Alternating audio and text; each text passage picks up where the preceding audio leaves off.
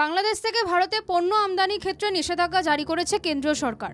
গত রবিবার সকাল থেকেই এই নিষেধাজ্ঞার প্রভাব পড়তে শুরু করেছে কোচবিহার জেলার চ্যাংরাবান্ধা স্থলবন্দরে।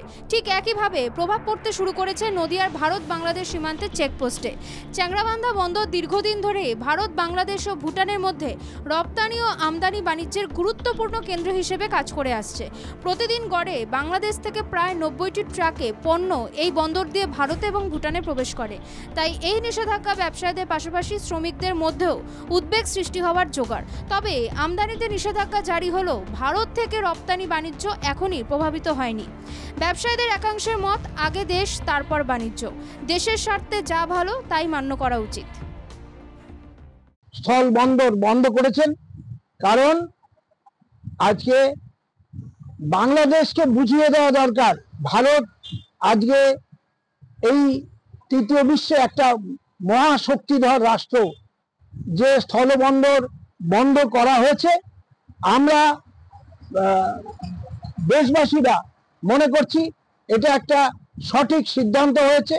কেন্দ্রীয় বাণিজ্য ও শিল্প মন্ত্রকের অধীনস্থ বৈদেশিক বাণিজ্য দপ্তর একটি বিজ্ঞপ্তির মাধ্যমে জানায়, এখন থেকে বাংলাদেশের রেডিমেড পোশাক শুধুমাত্র কলকাতা ও মুম্বাইয়ের নাভাসেবা বন্দরের মাধ্যমে আমদানি করা যাবে। পূর্ব ও উত্তর পূর্ব ভারতের কোনো স্থলবন্দর দিয়ে এই ধরনের পোশাক আমদানির অনুমতি থাকবে না। রেডিমেড পোশাক ছাড়াও সুতির পোশাক, প্রক্রিয়াজাত খাদ্যদ্রব্য, ফল ও প্লাস্টিক সামগ্রী সহ বেশ কিছু বাংলাদেশি পণ্যের আমদানির ওপর নিষেধাজ্ঞা জারি করা হয়েছে। ফলে এই সব পণ্য এখন থেকে অসম, ত্রিপুরা, মেঘালয় কিংবা মিজোরামের কোনো শুল্ক কেন্দ্র দিয়ে ভারতে প্রবেশ করতে পারবে না। এখানে স্পষ্ট অনির্দিষ্টকালের জন্য স্থলবন্দর বন্ধ করল ভারত সরকার।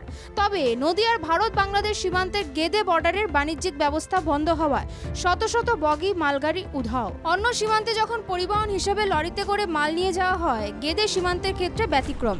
এখানে শত শত মালগাড়ির বগিতে মাল যায় বাংলাদেশে। যে মালগাড়িগুলো বাংলাদেশে গিয়েছিল সেগুলো যখন খালি করে ফিরছে, তখন বিএসএফ আধিকারিকরা পুঙ্খানুপুঙ্খভাবে চালাচ্ছে নজরদারি। নদিয়া থেকে মাধব দেবনাথের রিপোর্ট, বাংলা জাগো।